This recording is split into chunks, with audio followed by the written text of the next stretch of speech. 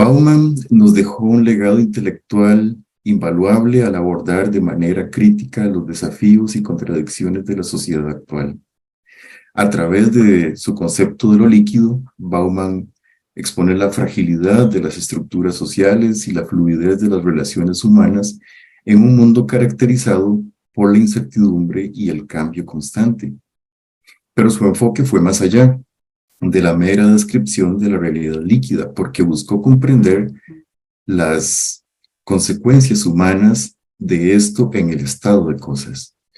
La sociología como disciplina que examina las interacciones humanas, las estructuras sociales y las dinámicas de poder, ofrece herramientas teóricas y conceptuales para comprender la logística urbana en su contexto más amplio. Mirar sociológicamente es analizar cómo los procesos sociales, las relaciones de poder y las dinámicas urbanas moldean y reconfiguran los sistemas logísticos en entornos urbanos. El concepto de realidad líquida nos permite comprender la naturaleza fluida, adaptable y sujeta a los cambios de la logística urbana, mientras que la noción de ciudad líquida nos ayuda a entender esa otra parte, la interconexión de lo público y lo privado, lo local y lo global, en el contexto de la planificación y la gestión de esta logística urbana.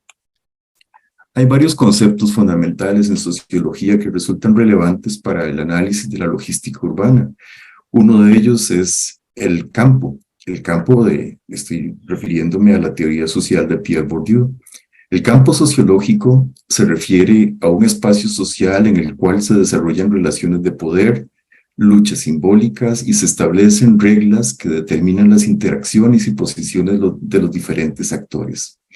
En el caso de la logística urbana, podemos identificar diversos campos, por ejemplo, el campo del transporte, el campo empresarial, el campo político, por mencionar algunos. Estos interactúan y configuran las dinámicas logísticas en la ciudad. Ahora, la llegada de los sociólogos al estudio de la ciudad es relativamente reciente. Algunos historiadores de la sociología urbana le atribuyen a George Simmel su origen. Este se dedicó principalmente al estudio de las consecuencias sociales de la urbanización, lo que se conoce como la escuela culturalista. Simmel postulaba que la ciudad tiende a sustituir las formas tradicionales y cohesivas de la sociedad por un mundo anónimo, complejo y de distanciamiento entre los individuos. Poco a poco uno va dándose cuenta que los nuevos filósofos que están de moda retoman muchos elementos de eso. Estoy pensando en Schulhan, por ejemplo. Ahora, estos primeros estudios de sociología urbana en Europa justificaban su discusión entre lo que era o no era urbano, y se hablaba de una sociología de los espacios habitados, mientras que en América Latina, cuando llega el tema de la sociología urbana, se plantea más bien una demarcación entre lo que es campo y ciudad, porque esto definía las características de la población. Claro, hoy en día ya no es posible hablar de esta forma, porque la verdad es que la ciudad y el urbanismo llegó a todas partes. Y es que todos hemos sentido siempre atracción por la ciudad, tal vez porque las ciudades están o estuvieron desde el inicio asociadas a las civilizaciones y al corazón de los grandes acontecimientos económicos, políticos, sociales o artísticos. En las ciudades encontramos tanto el triunfo como la tragedia humana. De este modo, estudiar la ciudad es estudiar a la sociedad, y si logramos entenderla, entonces podemos elegir la forma de abordarla. La dinámica urbana constituye el objeto de investigación central de la sociología urbana, y lo urbano, pues, no es una realidad estática, sino una realidad dinámica. Mencionar un poco cómo participa la sociología urbana en el estudio de las ciudades, y por esto hago esta introducción un poco a la sociología urbana, porque es verdad que desde que se empiezan a desarrollar los temas urbanos o a verse el tema, surgen muchas disciplinas, muchas interesadas en el tema urbano, la etnografía, es una de ellas, la antropología, es decir, son muchas las disciplinas que intervienen, pero a mí me gustaría dejar en claro un poco cuál es la posición de la sociología urbana frente a la ciudad. Y en esto me gustaría señalar brevemente que existen desde la sociología 3 niveles de profundidad para estudiar las ciudades o estudiar lo urbano, digamos, que estos 3 niveles se superponen en la materialidad. El primer nivel, digamos, es el nivel de la morfología, que incluye el entorno construido y natural, la población, las técnicas, y es algo muy concreto y medible. La morfología incluye el entorno, eso, construido. Luego vamos a un segundo nivel de profundidad, que es el de las prácticas sociales, generadas por las organizaciones, por los roles, por las normas establecidas, entre otras, y van de la movilidad de diversas prácticas domésticas relativas al trabajo, a la política, a la cultura, y es decir, esto es lo que encierra el ciclo de la vida social, temas de alimentación, descanso, recreo, estas son las prácticas sociales, y luego llegamos a un nivel todavía más profundo, que es el de las representaciones colectivas.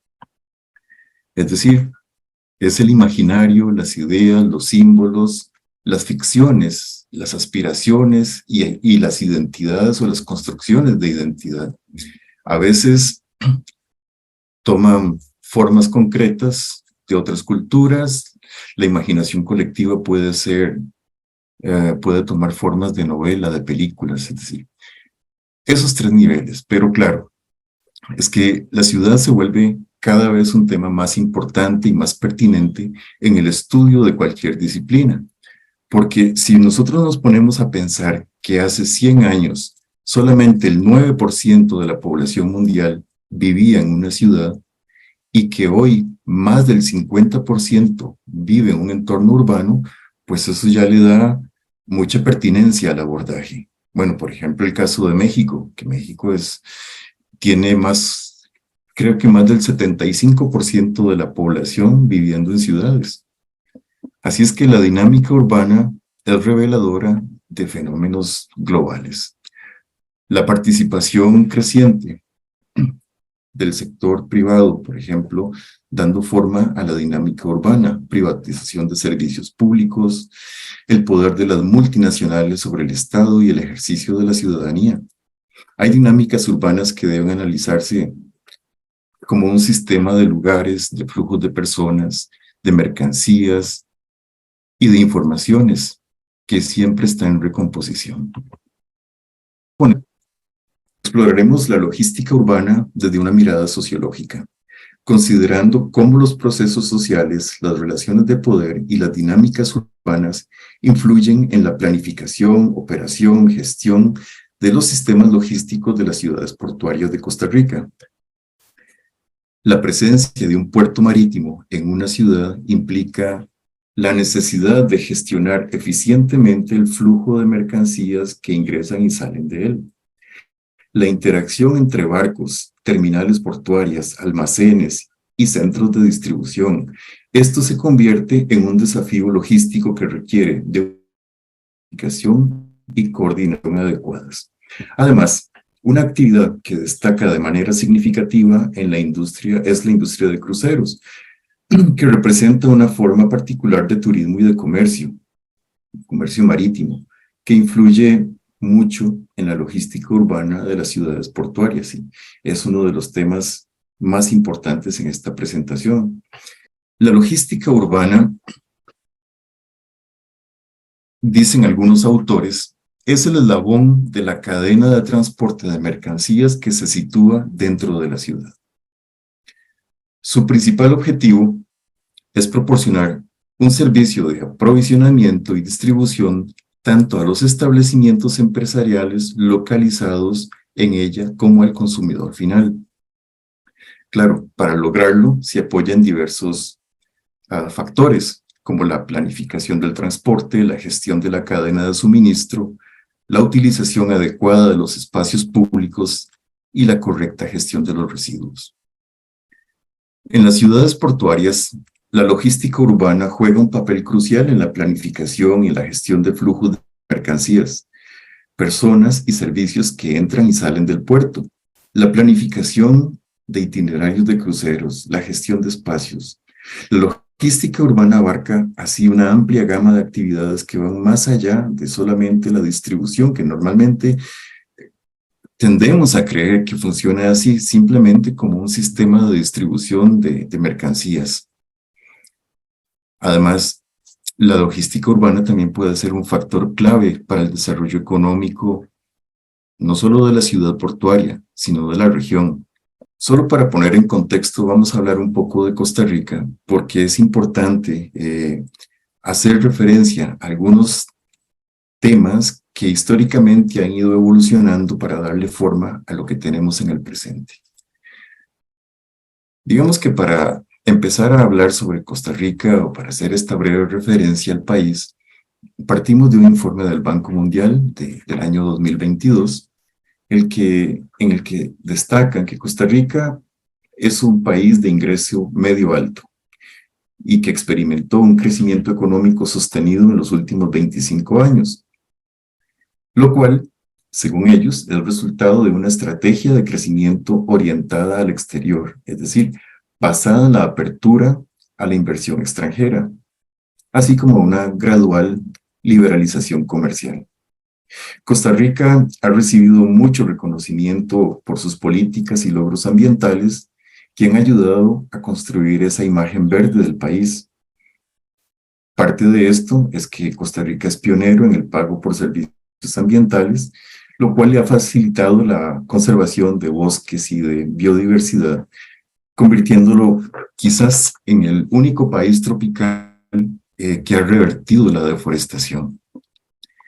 Así, esta combinación de estabilidad política, contrato social, crecimiento estable, le ha dado al país como resultado una de las tasas de pobreza más bajas en América Latina y en el Caribe. El éxito del país en las últimas décadas también se refleja en sus mejoras en los indicadores de desarrollo humano. No son como los quisiéramos, pero sí están relativamente bien comparados con la región. La historia económica de Costa Rica es similar a la de muchos países en América Latina. Todos recordamos aquel modelo de desarrollo hacia adentro que se tomó en los años 50, que era una industrialización basada en la estrategia de sustitución de importaciones y una expansión de las actividades del Estado. Precisamente porque el modelo anterior, que era el modelo agroexportador, había encontrado muchas dificultades en el ámbito comercial. Es decir, hubo situaciones externas que afectaron este modelo. Por mencionar las dos guerras mundiales y la crisis del petróleo. Es decir, son algunos elementos que fueron haciendo que los países latinoamericanos fueran cambiando estos modelos de desarrollo. Ahora, este modelo, el de sustitución de importaciones, fue exitoso hasta la década de los 70. Ya para los años 80, empiezan a ser muy evidente la situación financiera del país y esto empieza a cambiar nuevamente, a hacer que se cambie el modelo de desarrollo y entonces empiezan unos procesos interesantes. Es decir, con esto me refiero a que empieza a haber una liberalización, ya empiezan a desaparecer las empresas estatales que antes lo cubrían todo, empiezan a hacer tratados de libre comercio, a vender empresas, a dar concesiones para que sean empresas transnacionales quienes realicen y desarrollen los servicios públicos. Y entre estos aparece el tema de los puertos. Entonces, si vemos, la situación de los puertos era antes muy regulada por el Estado. Podríamos decir que era un monopolio estatal. La titularidad, la explotación y la gestión, todo estaba centralizado en el Estado. Pero en la década de los 90 se empieza a cambiar a nivel regional de América Latina. Hay una nueva estrategia de desarrollo que es exportar al mercado mundial. Ya entonces, por lo menos en el caso de Costa Rica, empieza a darse una diversificación de la economía y de las exportaciones, pero las materias primas vienen de fuera, entonces esto empieza a generar un mayor volumen de carga que se mueve por los puertos. Así, se crean consorcios, empresas, sector público-privado para la explotación portuaria, y hay un nuevo papel en el Estado, es decir, el Estado conserva la figura de autoridad portuaria, pero deja que un privado sea el operador portuario. Entonces, claro, el Estado necesita crear órganos reguladores de control y fiscalización de estas operaciones portuarias. Y los puertos y terminales se concesionan a privados. Así, básicamente. Hay una primera oleada que entonces en los años 90, Argentina, Brasil, Chile, Colombia, México, Panamá, Uruguay y Venezuela son los primeros en participar de este proceso de concesiones portuarias. Y hasta una segunda ola participan Perú, Ecuador, El Salvador, Costa Rica en el 2006, Honduras y Guatemala. Este es Puerto Caldera. Es el puerto más importante en la vertiente del Pacífico de Costa Rica y fue concesionado en el año 2006. Y esta, la que sigue acá, bueno, antes de cambiar la imagen, quiero comentarles, este puerto es relativamente pequeño, como lo pueden ver, tiene 3 puestos de atraque en una primera pantalla y esta otra que es como un bracito torcido es el puesto 4, que es el que tiene mayor calado y el que tiene la capacidad para recibir buques de mayores dimensiones. Mueve más o menos unas 6 millones de toneladas de carga por año. Son 3 millones de toneladas en contenedores y 3 millones de toneladas en graneles. Así es que los graneles casi siempre son definidos por la capacidad del país, de la producción y por el consumo, por supuesto. Entonces, son cargas que no varían mucho de un año a otro. La siguiente lámina, esto es la nueva terminal de contenedores en el Pacífico, en el Caribe de Costa Rica. Esta tiene más o menos unos 3 años de funcionar y bueno, hay una historia aquí porque realmente los puertos del Estado estaban en una institución llamada Habdeba. Se crea esta terminal para concesionar algunos de los servicios, pero terminan operando casi que el 100% de ellos. Y el problema que ha ocurrido es que aumentó el volumen de carga que se mueve por los puertos,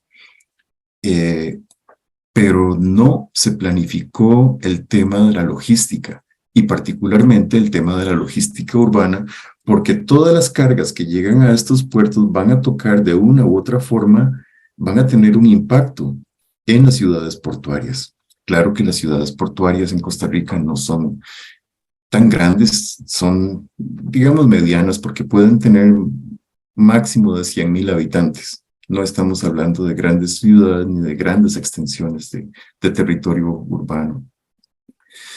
Vamos a ver. Cambiamos de opinión, de imagen. Y con esta imagen quiero entrar a caracterizar algunos aspectos de la logística urbana. Mira, de la misma forma en que existen importantes diferencias en la logística urbana entre los países ricos y los países pobres, de forma similar existen a lo interno de Costa Rica.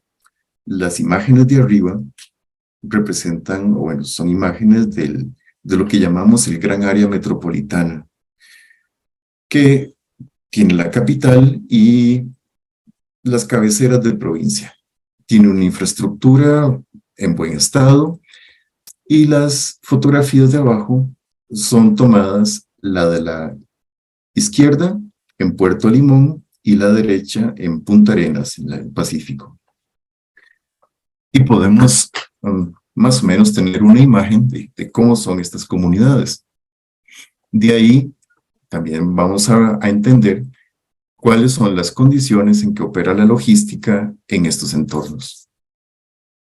Así es que, si nosotros partimos de esta primera idea de que los países ricos suelen tener o suelen contar con infraestructuras más desarrolladas, sistemas de transporte públicos modernos y eficientes, puertos y aeropuertos bien equipados, que les permite una mayor eficiencia logística.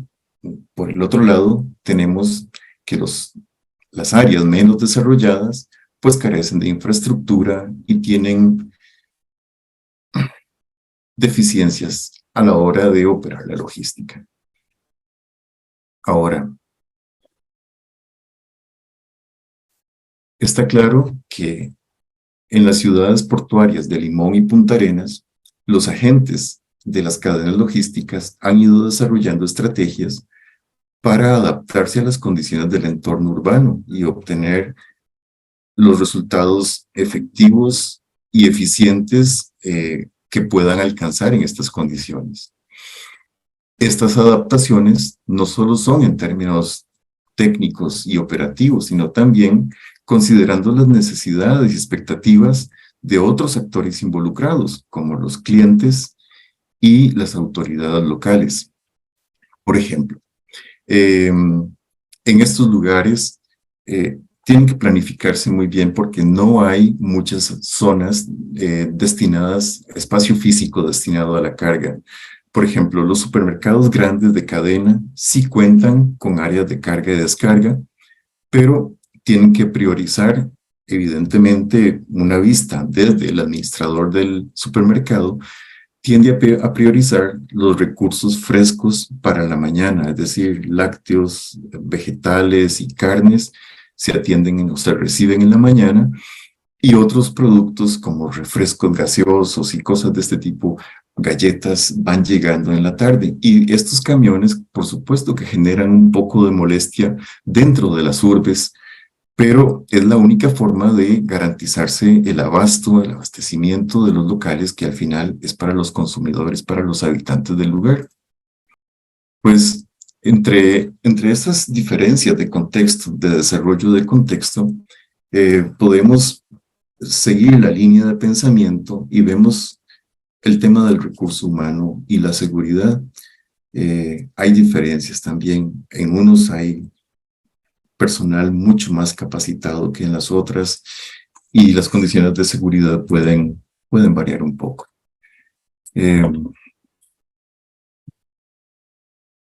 Y con esto vamos.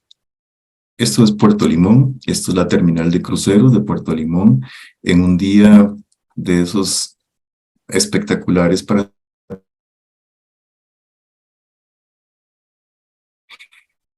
Pues la industria de cruceros en las ciudades portuarias depende en gran medida de la eficiencia de la logística urbana. La logística urbana es fundamental para el transporte y el almacenamiento de suministros, la planificación de itinerarios, la organización de excursiones y actividades para los cruceristas, así como la gestión y el embarque y desembarque de los buques. Y aquí quiero hacer un pequeño paréntesis para contarles algo sobre los cruceros, porque me puedo imaginar que, pues como la mayoría quizás son arquitectos y se han dedicado a la ciudad, no han entrado quizás mucho al mar y a veces conocer algunos detalles de esto resulta interesante. Entonces, quiero mencionarles que la industria de cruceros es relativamente reciente. La mayoría de la literatura ubica como primera línea de cruceros a una compañía estadounidense en 1869 por ahí, que fue la primera en hacer travesías frecuentes entre Londres y Nueva York. Hay otros antecedentes que definen que la construcción moderna del concepto de industria de cruceros inició más o menos después de la Primera Guerra Mundial, y es el periodo en el que desaparece el barco de madera y da paso al barco de hierro y el acero. Ahora, más o menos así se veían los barcos, porque anteriormente, es decir, hasta finales del siglo XVIII, ese es un dato interesante, la madera había sido el único material utilizado en la construcción naval en la historia de la humanidad. Y es hasta mediados del siglo XIX que se inició la construcción mixta madera-hierro, que permitió aumentar el tamaño de los buques y al mismo tiempo hacerlos más livianos y más resistentes. Este es un buque de Londres, 1862. Ahora, 1844, hay un ingeniero británico de apellido Brunel que diseñó un transatlántico con casco de hierro y es el primer buque de pasajeros propulsado por hélice y en su momento fue pues, el barco más grande del mundo.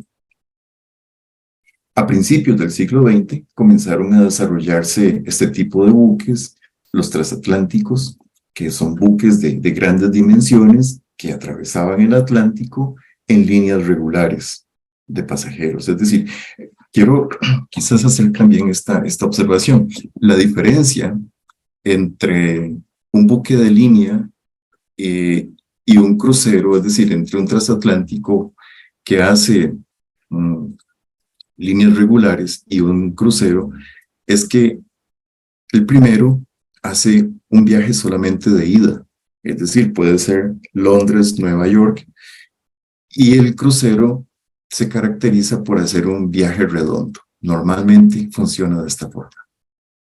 Ahora, estos que empezaron a construirse en este momento del tiempo, eran distintos, no solamente porque estaban construidos completamente de hierro y porque tenían propulsión a vapor, cosa que era imposible en un buque de madera, sino también porque su arquitectura se desarrolló en varias cubiertas, como lo pueden ver ahí. Entre 1967 y 1975 estuvo cerrado el canal de Suez. Debido a la guerra árabe-israelí, esta situación llevó a utilizar la ruta alternativa por el Cabo de Buena Esperanza, que lo ven allá muy abajo. Es decir, era más que duplicar la cantidad de tiempo y de kilómetros recorridos. Por razones de economía de escala, se inició entonces la construcción de buques más grandes, porque ya que había que hacer un recorrido tan grande, por lo menos entonces que valiera la pena llevar muchísimo más carga de la que se estaba llevando. Así es que el incremento en el tamaño de los buques llevó también al crecimiento de los puertos y ocupaban mayores calados, pantallas de muelle mucho más largas y mayor coordinación para realizar las operaciones y la preparación para recibir los barcos cada vez mayores. Al final de los años 70 fue un periodo en el que hubo muchas mejoras en infraestructura y mucho progreso tecnológico. Probablemente algunos recuerdan, por lo menos los que tengan 50 años o más, recuerdan que en los años 70 apareció el Boeing 747 de la compañía Pan Am. Luego apareció el Jumbo Jet, que podía llevar a más de 400 pasajeros. Y luego aparecieron los vuelos charter. Y esto terminó con la industria de los transatlánticos. Porque tenían que reconvertirse, es decir, los barcos que ya eran grandes, había que reconvertirlos y utilizarlos en algo porque la gente se estaba moviendo en avión masivamente de un lado al otro del mundo. Así, empezaron a aparecer el concepto moderno de crucero. Claro, este es probablemente ya no está en circulación, pero es de los primeros cruceros diseñados para esta función bajo el concepto moderno. Entonces, muchas líneas navieras que transportaban carga o eran transatlánticos empiezan a transformarse y a buscar la forma de sobrevivir, y es ahí donde empiezan a aparecer las compañías modernas que hoy conocemos, como Carnival, Royal Caribbean o Princess Cruise. Sí, con el crucero ocurre además esa resignificación del producto, es decir, el viaje se convierte en el elemento esencial del producto turístico. Así es que esta oferta de viaje le prometía a los pasajeros pues, recursos culturales y amenidades a bordo. Y básicamente tuvieron que hacer una estrategia basada en unos pocos puntos. Primero era convertir el buque en un resort, un foco de atracción, como el principal destino era el buque, unido a los atractivos de las ciudades que visitaban. Luego, transformar el producto en un todo incluido, incrementar la capacidad de pasajeros y adaptar las infraestructuras portuarias. Estos cambios fueron relativamente rápidos y pronto empezamos a ver cómo compañías y hasta antes de la pandemia se estaban moviendo 23 millones de personas en cruceros al año. Claro, con la pandemia esto cayó por completo y ahora ya se han recuperado muchísimo. Veamos aquí, ahora sí, ya que tenemos más o menos una referencia del tema de los cruceros, veamos un poco la interacción del crucero con la ciudad para ir posteriormente a la logística urbana en las ciudades portuarias. Esta figurita que vemos abajo a la derecha es interesante porque vemos el escrito en rojo donde dice crucero. Ah, mira, hay un error. Bueno, dice cruceco, pero es crucero. Sí, hay sí, hay una C de más. Bueno, disculpas por eso, por favor, pero bueno, eso es el crucero. La parte del agua es el frente marítimo, lo amarillo es la ciudad y lo verde el territorio después de la ciudad, por decirlo así en este momento. Entonces, en esta dinámica empieza a darse una reconstrucción o una construcción de los frentes marítimos, empiezan a reactivarse los cascos históricos y hay un redescubrimiento de ese hinterland, es decir, esa zona verde, ese territorio le llamamos el hinterland, pero en este caso puede ser hinterland del puerto, según la actividad portuaria, o hinterland de la ciudad. Ahora bien, para ilustrarlo un poco mejor, veamos este mapa. Este mapa es del cantón central de la provincia de Limón, es decir, esto es la ciudad portuaria de Limón.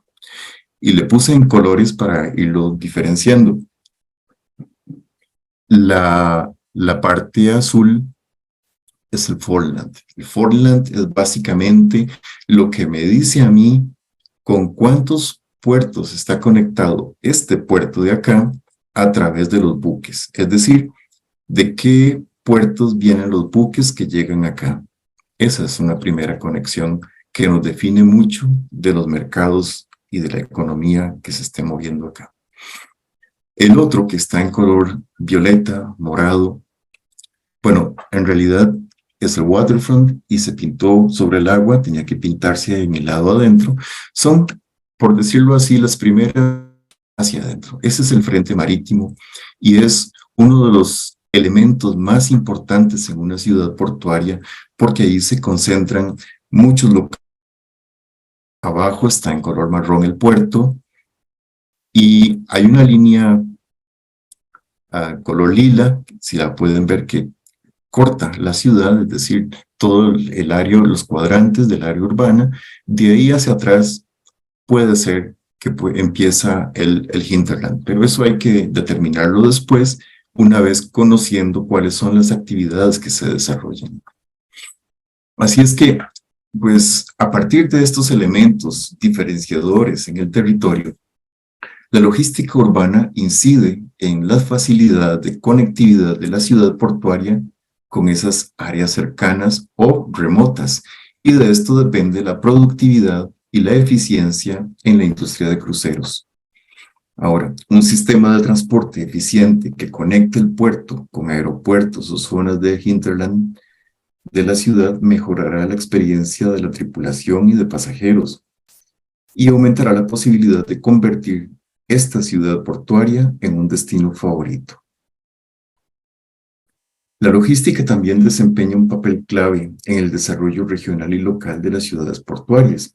La industria de cruceros genera empleo y estimula la economía local, y una logística efectiva garantiza el suministro de bienes y servicios necesarios para su operación, facilitando la integración de la ciudad portuaria en la economía regional e internacional.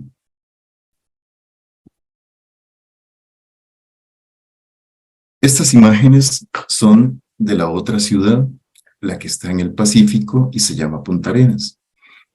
Ustedes pueden ver que, bueno, si no fuera por esta franja delgada que está allá, esto sería una isla. Pero lo curioso quizás en la historia de este territorio es que, francamente, es muy reciente. Vea que el primer registro histórico que habla o que menciona a esta parte del país es como del 1870. 1870, perdón, incorrecto.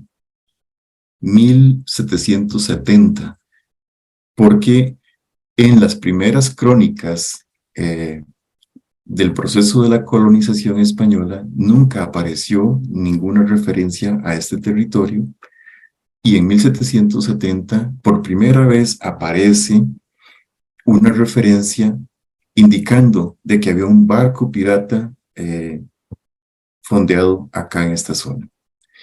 Y bueno, y es que se forma precisamente de sedimentación, es completamente arena.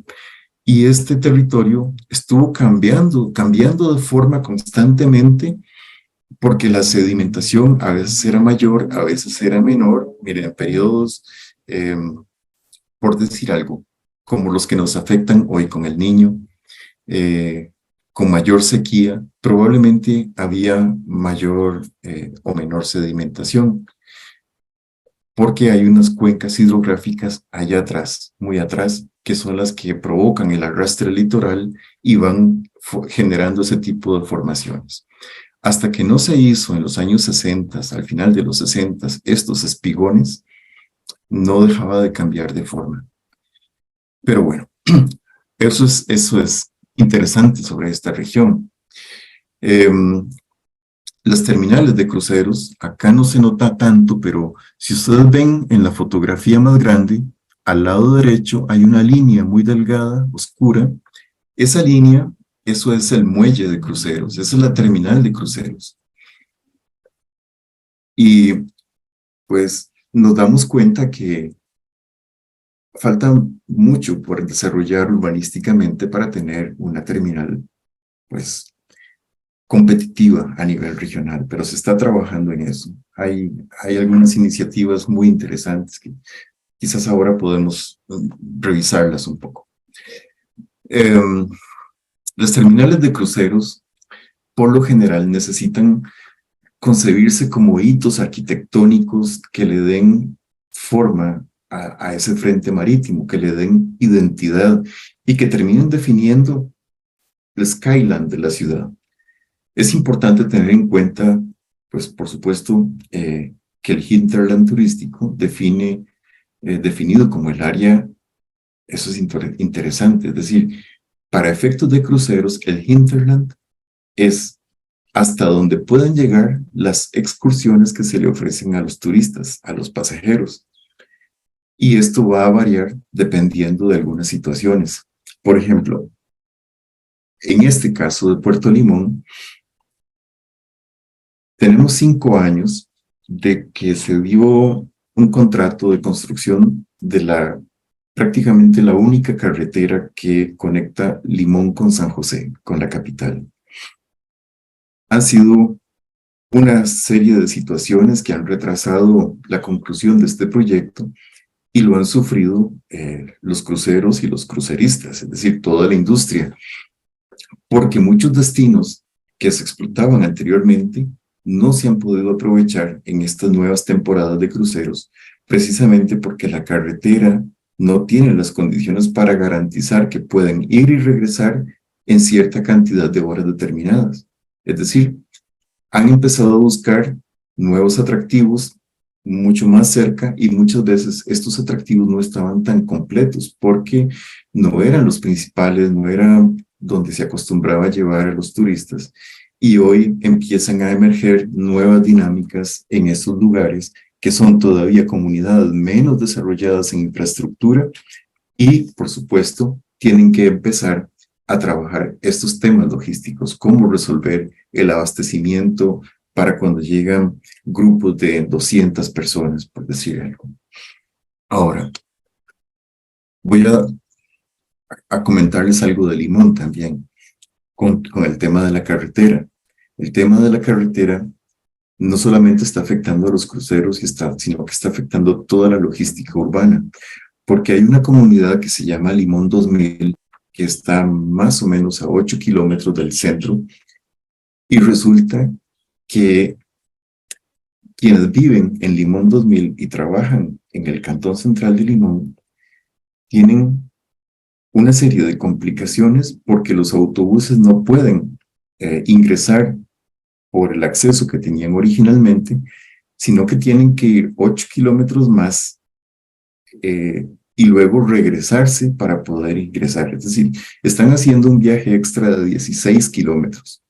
Y como Limón 2000 es una comunidad que cuenta con abastecimientos de víveres y cosas de este tipo, pues los costos de este viaje necesariamente están incrementando y está complicando lo que ocurre en esta comunidad. Es decir, no es parte del cantón central de la ciudad portuaria, pero es parte de lo que ocurre por la ciudad portuaria. Ahora, ¿qué tipo de puertos quiere una ciudad portuaria? Y en función de este tipo de puertos tiene que ir, por supuesto, definiendo qué tipo de logística urbana necesita. Si necesita un modelo gateway, que los atractivos turísticos están muy lejos del puerto, pues va a requerir un sistema de transporte, áreas de parqueo, facilidades para la movilización que garanticen el itinerario del crucero. O puede ser que si esto no es posible, como está ocurriendo actualmente en la ciudad de Limón, a causa de este proceso de renovación o construcción de la carretera principal, entonces la ciudad tiene que buscar, en coordinación con la autoridad portuaria, un modelo de puerto balance, que es redistribuir esto y empezar a rescatar o reutilizar los atractivos que están dentro del área urbana. Ahí entonces es crucial reconocer que la mayor parte de las divisas que reciben las ciudades portuarias están llegando a través de los cruceros, pero lamentablemente la infraestructura de la ciudad portuaria continúa diseñada principalmente para recibir turistas por tierra. Son cambios importantes que se deben de ir haciendo. Ahora, por ello, hay que tener una visión más amplia del concepto de logística urbana, especialmente en las instancias de toma de decisiones. Solo así, creo yo, podrían llegar a trabajar de una manera más articulada y empleando el modelo que mejor se adapte a sus necesidades. Vamos retomando o de vuelta a la ciudad. Vemos que en la imagen anterior veíamos un grupo de turistas bajando de un crucero y saliendo hacia la ciudad. No hay duda de que los turistas generan una gran presión sobre la ciudad. Y de esto creo que el maestro Rinio conoce muy bien por la experiencia de Venecia. Los cruceristas generan una gran presión y esto hace que la ciudad esté en un constante cambio, muchas veces tratando de adaptarse a lo que el turista busca, pues tiene que funcionar como una actividad económica, pero también la ciudad necesita vivir su vida cotidiana, su cotidianidad. Entonces, el tema tiene que tomar en cuenta todos estos aspectos. El traslado en autobús hacia el trabajo, los centros de estudio, la movilización de mercaderías, las actividades cívicas que se desarrollan en la vida urbana, incluso actividades de comercio no formal. La movilidad en los ámbitos urbanos de las ciudades portuarias es esencial para mantener la competitividad comercial y la calidad de vida de los habitantes. Estas ciudades son centros dinámicos donde convergen diversas actividades comerciales, logísticas, industriales, más la carga de turistas. El desarrollo de las ciudades ha estado estrechamente ligado al uso de los automóviles y eso lo hemos visto siempre. Es decir, cuando se crean muchas ciudades, se empiezan a reconfigurar, se hace en función del automóvil. Entonces se crean calles y espacios de estacionamiento para las necesidades de los vehículos. Y entonces esto conduce a una planificación urbana que limita mucho la viabilidad o la movilidad de los peatones y genera muchos desafíos a nivel urbano. A nosotros en Costa Rica nos ocurre, por ejemplo, el casco central, San José, ya no es una ciudad peatonal y hay muchos esfuerzos, no solamente del gobierno local, sino también de organizaciones no gubernamentales trabajando en la recuperación del espacio público, del espacio urbano. Y la idea es llegar a convertirla en corto, mediano plazo, en una ciudad de 5 o 10 minutos, donde pueden moverse los habitantes a sus trabajos o a sus centros de diversión, porque fue despoblándose y San José durante el día está completamente lleno, saturado de personas y de vehículos, pero por la noche es como un pueblo fantasma. Y esto ocurrió precisamente, bueno, por estos fenómenos que ocurren en muchas ciudades. Pero hay un proceso interesante de recuperación. Afortunadamente esto no ha ocurrido en las ciudades portuarias. La dinámica es distinta. Y en estas ciudades portuarias, pues el uso de los medios de transporte sostenibles contribuyen a reducir emisiones. A mí me llama mucho la atención cómo en las ciudades puerto, más en Punta Arenas, más en el Pacífico que en el Caribe, el tema del uso de la bicicleta es masivo, es integrador y es una alternativa de movilización, de movilidad. Hay todo un fenómeno cultural de trasfondo en esto y el tema, para no irnos muy atrás en la historia, es que a Punta Arenas empezaron a llegar los primeros migrantes de China, 1860 por ahí, y con ellos llegó la bicicleta y hay todo un fenómeno de recepción de la bicicleta en esta región que vino a cambiar algunos aspectos culturales, pero es que también las condiciones geográficas se prestan para eso, las condiciones morfológicas, porque son zonas sumamente planas, en contrario a otras zonas como las del Valle Central, donde hay muchas pendientes y cosas de este tipo.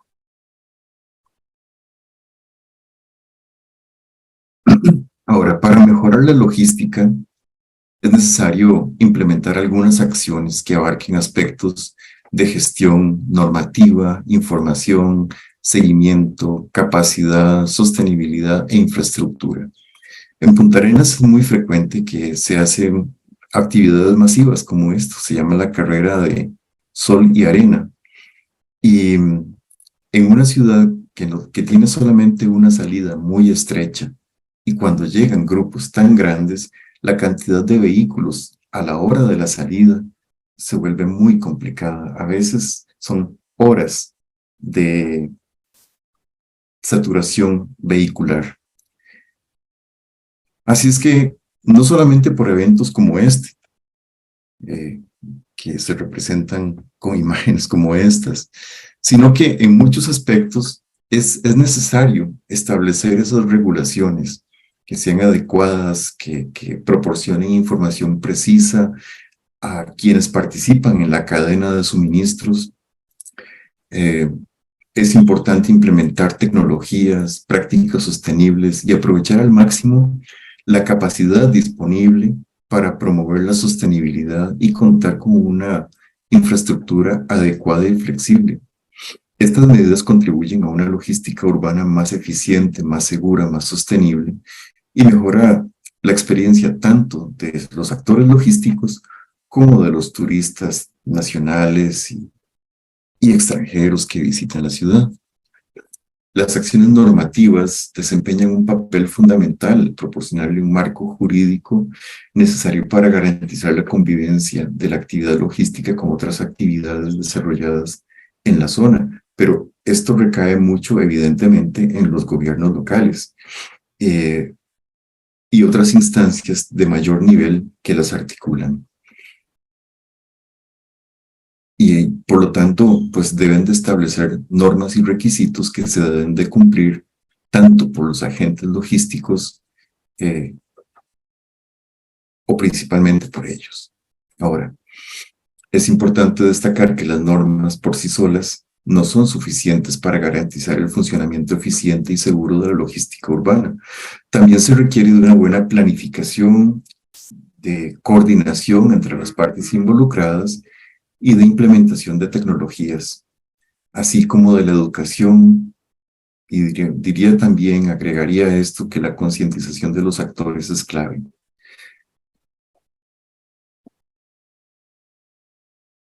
Las acciones informativas son cruciales para una correcta distribución urbana de mercancías. Aquí los gobiernos locales desempeñan un papel importante al comunicar y difundir las normativas vigentes a los agentes implicados. Esto beneficia también a los operadores logísticos, porque al contar con información precisa y actualizada, con mapas y rutas y tecnologías de seguimiento, van a lograr optimizar sus operaciones de entrega. También son importantes las acciones de seguimiento, porque estas contribuyen a elevar el cumplimiento de esas normativas. Por ejemplo, la implementación de cámaras en las zonas de parqueo o las zonas de carga y descarga, el control y sistemas de monitoreo que permiten supervisar el cumplimiento de estas regulaciones. La tecnología puede mejorar la experiencia también de los turistas que visitan la ciudad. Se pueden aplicar diversas formas de tecnología, los sistemas de información en tiempo real, las plataformas de comercio electrónico, los sistemas de entrega autónomos. Es decir, hay mucho. Hoy hablar de tecnología realmente nos abre un abanico muy amplio. Cuando se habla entonces de una capacidad logística urbana, hablar de capacidad logística urbana es aprovechar al máximo la infraestructura y los vehículos de reparto. Por ejemplo, para realizar entregas dentro del casco urbano de la ciudad, obviamente lo mejor son estas camionetas pequeñas, pero a veces es imposible. Si viene un cargamento de refrigeradores para el almacén que está en la esquina, pues no se va a traer en furgonetas pequeñas porque no tendría sentido económico. La sostenibilidad juega un papel crucial en la mejora de la logística urbana. Es necesario reducir emisiones, contaminantes, el impacto acústico, por ejemplo, por los vehículos de transporte y de reparto, el fomento del uso de vehículos eléctricos sí ha crecido. Ahora que el parque vehicular de Costa Rica está bastante lleno de vehículos eléctricos, pues hay un poco de desencanto porque hemos ido viendo y hemos sido testigos de algunas situaciones de defecto que vienen con estos vehículos y bueno, no tampoco son una garantía. Pero finalmente el tema es que para mejorar la logística urbana se debe reconocer el derecho a la ciudad. Y esto es garantizarle a todos los habitantes el acceso equitativo a los bienes y servicios necesarios. Y para ello es crucial establecer canales de distribución eficientes y equitativos que lleguen a todos los rincones de la ciudad, favoreciendo un impacto positivo en la calidad de vida. Al final se trata de encontrar posibilidades de construir una sociedad más justa y solidaria en medio de la fluidez y la fragmentación. Y con esto termino. Muchas gracias.